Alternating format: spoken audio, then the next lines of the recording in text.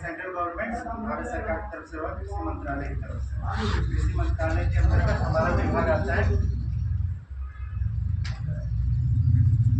इधर से बार बार ये वाला ऐसे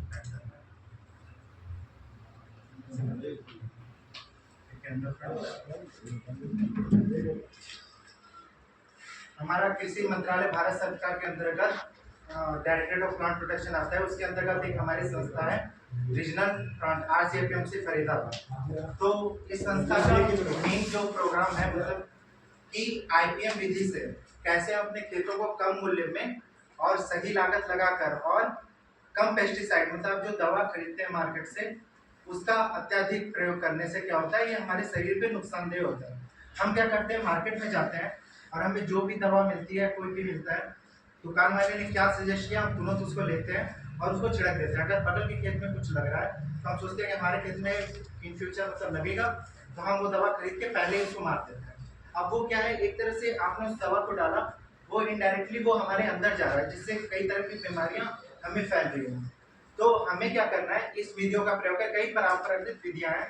जैसे पहले के हमारे गाँव में खेतों में क्या करते थे और अभी भी आप लोग अपना रहे होंगे, तो IPM क्या कहता है ना कि आप ऐसे जो डायरेक्टली केमिकल डाल रहे हो, IPM कहता है कि नीड बेसिस पे, यानी उतनी ही जरूरत का प्रयोग करें जितना आपके खेत में उसकी जरूरत हो।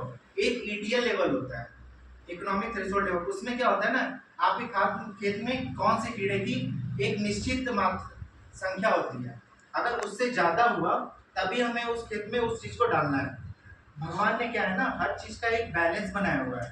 तो IPM में मुख्यतः 4 घटक होते हैं।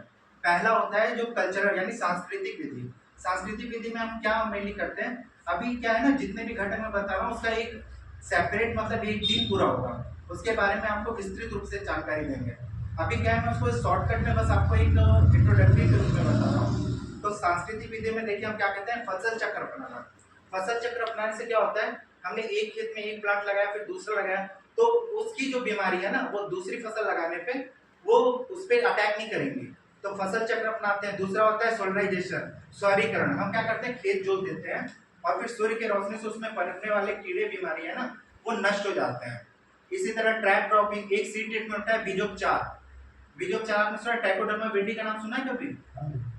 ट्राइकोडर्मा विरिडी, अभी हम नेक्स्ट जो जिस दिन आएंगे ना उस दिन आपको एक पैकेट देंगे 100 ग्राम का, वो बीजोपचार। उसको अगर आप अपने खेतों में उससे बीज उपचारित करेंगे, उसकी मात्रा होती है 4 ग्राम से 1 किलो सीड में होता है। अगली बार आपको पैकेट दिए जाएंगे, उसको हम बीजोपचार करके आपको प्रैक्टिकल के रूप में दिखाएंगे कि कैसे बीजोपचार होता है। उसको बोने से क्या होता है ना, उसके अंदर एक पोलियो का टीके की तरह होता है, उसको बोएंगे तो उससे जो गलन संबंधी बीमारी होती है ना वो नहीं होगी। ये भी हमारी सांस्कृतिक विधि में आता है। दूसरा होता है मैकेनिकल विधि। आपने कभी ट्रैप वेब के बारे में सुना है? ट्रैप फेरोमोन ट्रैप आपके बारे में सुना है? वो भी आपको डिस्ट्रीब्यूट किया जाएगा, उसका भी एक दिन रहेगा। उसमें क्या होता है ना कि उसको हम जब खेतों में लगा देते हैं तो उसमें एक मादा की गंध होती है, तो नर उससे आकर्षित होके उसमें आके फंस जाता है और उनकी पूरी पीढ़ी ही खत्म हो जाती है। तो ये हमारे मैकेनिकल प्रैक्टिसेस में आता है। तीसरा होता है, हाँ ट्रैप आता है, हम ट्रैप आप लोगों को डिस्ट्रीब्यूट करेंगे जिस दिन उसका आएगा, एक दिन उसके बारे में बताएंगे। तीसरा होता है जैविक नियंत्रण। जैविक नियंत्रण में क्या होता है ना, हमारे खेतों में 2 तरह के कीड़े पाए जाते हैं। हमने क्या करते हैं, खेतों में कीड़ा देखते हैं और तुरंत दवाई मार देते हैं। हमें ये तक नहीं पता कि वो कीड़े हमारे मित्र कीट है या शत्रु कीट। जैसे आपने एक छोटा सा कीड़ा देखा होगा जिसके ऊपर 7 स्पॉट होते हैं, लेडी बर्ड बीटल। आपके इसमें है, फोटो में देखिए, देखिए ये वाला,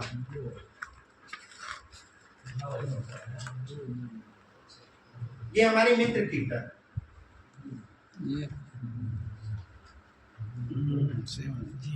पीछे से दूसरे वाला, ये वाला, ये इसके ऊपर पहचान है, इस पे 7 स्पॉट होते हैं इसके बॉडी के ऊपर। तो हमारे खेत में मेनली क्या है ना, 2 तरह के कीड़े होते हैं, एक शाकाहारी एक मांसाहारी। तो जो शाकाहारी कीड़े होते हैं ना वो हमारे खेत में फसल को खाते हैं, और जो मांसाहारी कीड़े होते हैं वो शाकाहारी कीड़ों को खाते हैं। तो हमें खेतों में इनका एक बैलेंस होता है, PT ratio, part defender ratio, मतलब हानिकारक कीड़ों और फायदेमंद कीड़ों का एक अनुपात होता है 2:1 का। यानी 2 खतरनाक कीड़े और एक अच्छा कीड़ा हमारे साथ होगा, तो हमें खेत में दवा नहीं डालनी है। तो ये एक तरह से एक मुहिम है कि हमें केमिकल की ओर नहीं जाना है, खेत में देख के कीड़ा तुरंत दवा नहीं मारनी है। तो ये बायोलॉजिकल कंट्रोल के अंतर्गत आता है। अगर इन 3 विधियों का प्रयोग करने के बाद भी आपके खेत में अगर कीड़े बीमारी का कंट्रोल नहीं होता, तब आपको रसायन की तरफ जाना है। ऑर्गेनिक से आईपीएम इस तरह से डिफरेंट है। ऑर्गेनिक में क्या करते हैं, ऑर्गेनिक खेती में कि आपको केमिकल डालना ही नहीं है, लेकिन आईपीएम कहता है कि जब जरूरत हो तो डालो, लेकिन जरूरत जितना, मतलब जितना आपकी उपयोगी हो उतना डालो, ये नहीं कि अंधाधुंध डालो। और आपको केमिकल लेते वक्त भी 2-3 बातों का विशेष ध्यान देना चाहिए। आप जाते हो दुकान पे तो कोई भी दवा जाके नहीं खरीदनी है, एक उसके साथ लीफलेट होती है। आप कभी दवा के ऊपर एक जो पर्ची मिलती है उसको पढ़ते हो? नहीं पढ़ते। उसके अंदर क्या मात्रा है, किसकी कितना उपयोग करना है, उसके बारे में सब कुछ लिखा होता है। एक बार आप वो पढ़िए।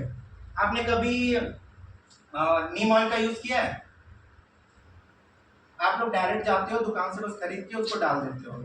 और सब्जियों में मुझे पता है कि ज्यादा केमिकल का यूज होता है, लेकिन क्या है ना, ये जो नीम है ये हमें भगवान की तरफ से एक आशीर्वाद मिला है, लेकिन हम इसका प्रयोग नहीं करते। कभी भी आप दुकान पे जाओगे, दुकान वाला क्यों देगा आपको नीम? आपने कभी नीम ऑयल मांगा उससे? वो क्यों मंगाएगा जब उसका बिकेगा नहीं? आप एक बार मांगो, उसका प्रयोग करो, उसमें कितने पीपीएम का है, उसमें प्रयोग की मात्रा लिखी है, एक बार उसको ट्राई कर सकते हैं।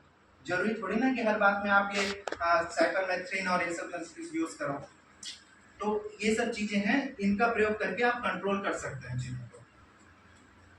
इससे आपका सेहत स्वास्थ्य सब ठीक रहेगा। कम से कम आप मान लो खेतों के लिए अपने फायदे के लिए भले यूज कर रहे हो, अपने लिए तो कर सकते हो। कल को आप अपने लिए करोगे तो आपका परिवार सुरक्षित रहेगा। ये गांव में भी स्टार्ट हुआ तो दूसरे गांव भी आपसे प्रभावित होंगे, इन्होंने अपने यहाँ ऐसे सुरक्षित रहते हैं। आज देखिए दुनिया भर की बीमारी हो रही है, किसी को ब्लड प्रेशर, शुगर, दुनिया भर की घुटने की बीमारी, ये वो दुनिया हो रहा है, सब ये केमिकल के ज्यादा यूज करने से है। तो आप थोड़ा सा इन सब बातों का ध्यान दीजिए। बाकी जो है ना, ये हमारा ये एफएफएस प्रोग्राम ना 14 वीक का एक पूरा प्रोग्राम है। तो आज जैसे हमने इनॉग्रेशन किया, ऐसे हम आपके यहाँ 14 हफ्ते तक आएंगे। हर दिन जो मैंने आज बताया ना, हर दिन एक नया टॉपिक रहेगा। जैसे मैंने सांस्कृतिक विधि बताई, तो वो एक दिन पूरा आपको विधिवत बताएंगे कि कैसे कैसे सब होता है। नेक्स्ट डे आपको सीड ट्रीटमेंट करना बताएंगे, पैकेट्स देंगे। तो आप लोग हर हफ्ते आइए, ठीक है, 14 वीक तक।